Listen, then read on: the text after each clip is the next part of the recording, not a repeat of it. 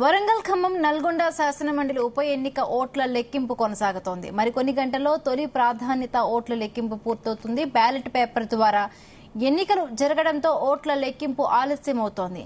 చెల్లుబాటు అయిన ఓట్లలో సగం కంటే ఎక్కువ ఓట్లు ఎవరికి వస్తే వారిని విజేతగా ప్రకటిస్తారు.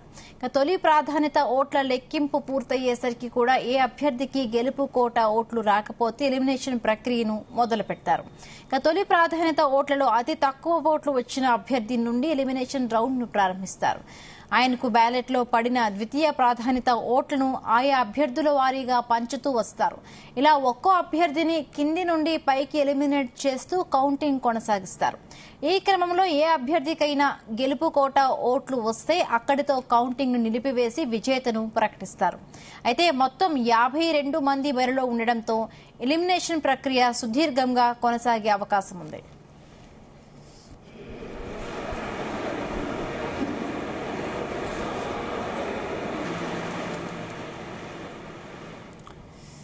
దీనికి సంబంధించి మరిన్ని పూర్తి అప్డేట్స్ మా ప్రతినిధి జానయ్య అందిస్తారు. జానయ్య, హిమబిందు, ఏదైతే వరంగల్ ఖమ్మం నల్గొండ పట్టభద్రుల ఎమ్మెల్సీ ఎన్నికలకు సంబంధించినటువంటి కౌంటింగ్ ప్రక్రియ అయితే సుదీర్ఘంగా కొనసాగుతుంది అని చెప్పవచ్చు. ఉదయం ప్రారంభమైనటువంటి కౌంటింగ్ ప్రక్రియ ఇప్పటికి కూడా కొనసాగుతూనే ఉంది.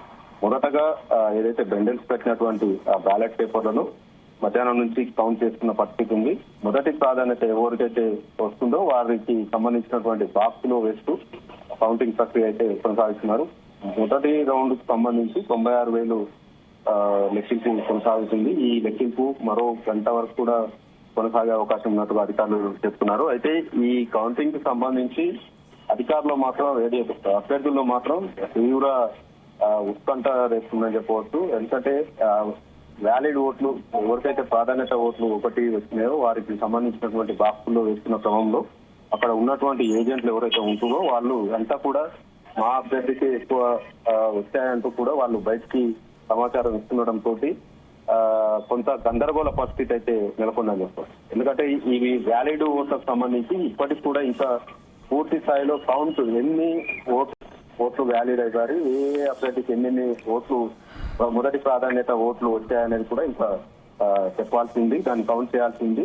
ఈ క్రమంలో కొంతమంది మాత్రం తీన్మార్ మల్లన్న ఆధిక్యంలో కొనసాగుతున్నారని చెప్పి ప్రచారం చేస్తున్న పరిస్థితి కనబడుతుంది. కానీ ఇప్పుడు వరకు అక్కడ ఏదైతే బ్యాలెట్ పేపర్లు లెక్కింపుకు సంబంధించి అయితే మాత్రం తీన్మార్ మల్లన్నకు సంబంధించినటువంటి మొదటి ప్రాధాన్యత ఓటుకు సంబంధించి ఆయనకు కేటాయించినటువంటి బాక్సులు వ్యాలిడ్ ఓట్లకు సంబంధించి 96 టేబుల్కు సంబంధించి ఆయనకు కేటాయించినటువంటి బాక్సుల్లో మాత్రం ఎక్కువ బ్యాలెట్ పేపర్లు ఉన్నట్టుగా తెలుస్తుంది. ఈ నేపథ్యంలో మొదటి రౌండ్ లో తీన్మార్ మల్లన్న ఆధిక్యత కనబట్టే అవకాశం అయితే కనబడుతుంది.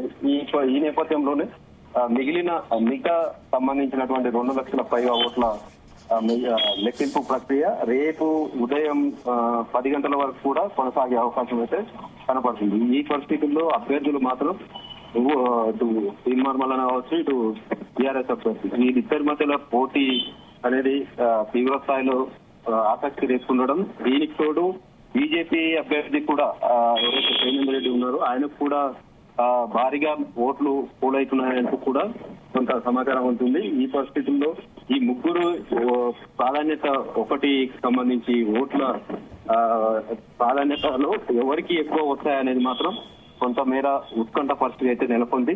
ఈ పరిస్థితుల్లో అభ్యర్థులు మాత్రం గెలుపుపై ఈ ఆశలు మాత్రం వాళ్ళ మేమే గెలుస్తామని ఉన్నప్పటికీ అక్కడ ఓట్ల లెక్కింపు ప్రక్రియను పరిశీలిస్తే మాత్రం ఎవరు గెలుస్తారు, ఎన్ని ఓట్లతో గెలుస్తారు అనేది మాత్రం ఒక చర్చగా సాగుతుంది.